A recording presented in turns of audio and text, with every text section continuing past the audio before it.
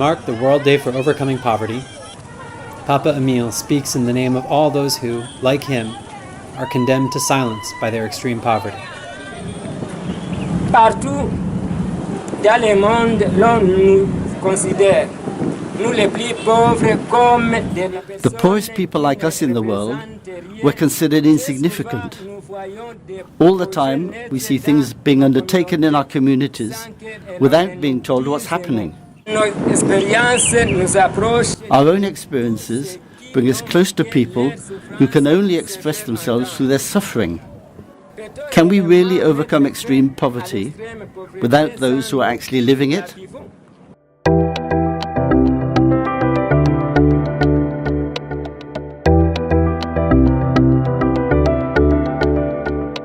Inspired by Joseph Wresinski, the founder of ATD Fourth World, 100,000 people from all walks of life and from all over the world dedicated a commemorative stone to the victims of hunger, ignorance, and violence. Wherever men and women are condemned to live in poverty, human rights are violated. To come together to ensure that these rights be respected is our solemn duty. Father Joseph Wresinski. 100,000 people proclaiming that poverty is a violation of human rights and that it can be abolished, like slavery or apartheid. Je témoigne de vous, pauvres de tous les temps. I bear witness to you, the poor of all times, still poor today, forever on the road, fleeing from place to place, despised and disgraced. Je témoigne de vous, enfants, femmes et hommes. I bear witness to you, children, women, and men who do not want to condemn, but to love, to pray, to work, and to unite, so that a world of solidarity may be born. Une terre, notre terre. A world, our world, in which all people may give the best of themselves before dying. This International Day for the Eradication of Poverty was officially recognized by the United Nations in 1992. Around the world, commemorative stones are dedicated and gatherings are organized to proclaim that the first to fight poverty are those who live it every day, and that their voices and experiences must be understood if we really want to change things, and to recognize what each person does in his or her neighborhood, community, and spiritual and political life in order to overcome poverty. Very often, people in poverty don't get a chance to speak out. Everywhere, the very poorest people are ignored, despised, disregarded. It gives them a chance to speak up and to insist that they are human beings who mustn't be forgotten. It's a day that we call our own because we're given a platform to be able to speak on the behalf of others, or maybe on our own experiences. It's also a day that we all are respected, and we feel like we are dignified. We honor and remember the people living in poverty and those who have died in poverty.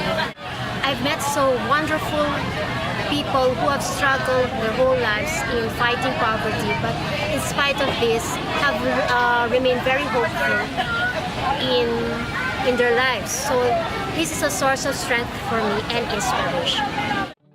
In a village, on a public square, or in the halls of power, participants invent meaningful gestures which demonstrate their refusal to accept extreme poverty.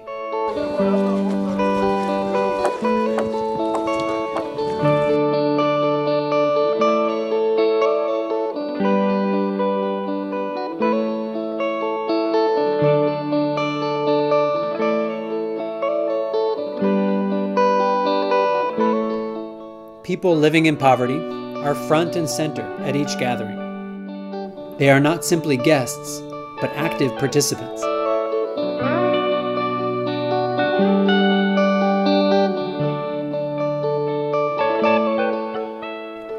Some hold silent marches to remind the world that the violence of extreme poverty condemns those who experience it to silence. C'est quelque chose qui vient changer la vie des gens. It changes everything to have people marching with us. In the rain, in the wind, in the cold. People turn up to support one another. We're tired of being poor. We don't want to march or to show ourselves on October 17th. But if everybody's together, it gives us courage. We don't need to be ashamed of our poverty. Poverty isn't inevitable. It was created by people. It takes people to overcome it. Mon caractère, de la colère au courage. It's changed my character from anger to courage. It's changed my way of listening to people, of welcoming them, of behaving around them and accepting them for themselves. October 17th enables those who feel forgotten to hold their heads high. It reinforces their will to unite and act together. Ce jour-là, on nous écoute, mais les autres jours... On that day, people listen and hear us, but not on other days. Et puis qu'avant, j'étais plutôt renfermée dans mon coin, et là... I used to keep myself to myself, but now, in my everyday life, I dare speak up and I meet people's eyes. All over the world, citizens look to their communities, their professional, spiritual, or political environments to foster new forms of solidarity. I used to work with the United Nations as an economist, and my main area of work was poverty and employment. In the United Nations, meetings are very formal. And when we organized the October 17th event in the United Nations, we put these ambassadors and high officials, we put them in the crowd, and we put the people living in poverty on the podium. When you were poor, your life, your kids' life, your family life is not your choice. In my work, I speak for the UN at schools and colleges and at different organizations. And I ask them the question, when was the last time you actually spoke to somebody living in poverty? And I mean really speaking to them. They look within themselves and say, yes, I always talk about poverty, but I really don't know about poverty. And I say that's the reason why poverty is invisible. In the lead up to October 17th, NGOs and charities set up collectives and experiment new ways of working alongside those living in extreme poverty. Every project requires the full participation of the poorest families at every step, before, during and after. A regular evaluation is necessary for all parties involved to make sure that no family is left behind. Organizations in schools offer children activities that enable them to think differently about poverty and those who live with it.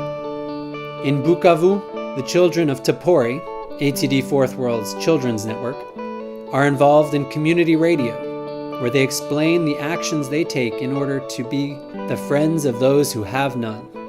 In Guatemala, each month, a celebrity is invited to change the rose of peace. On October 17th, a representative of Fourth World families is invited to do the honors, an auspicious moment in which the country recognizes that families living in extreme poverty are builders of peace in their communities and throughout the country. For me, it's a source of pride. Just because we live in extreme poverty doesn't mean we shouldn't have the same rights. We are people of equal dignity, and as such, we must demand respect. We do not need handouts of food because we have hands to work. What we want is open doors, decent work, but there is much discrimination. ATD Fourth World has taught us that we have the right to express ourselves, wherever we may be.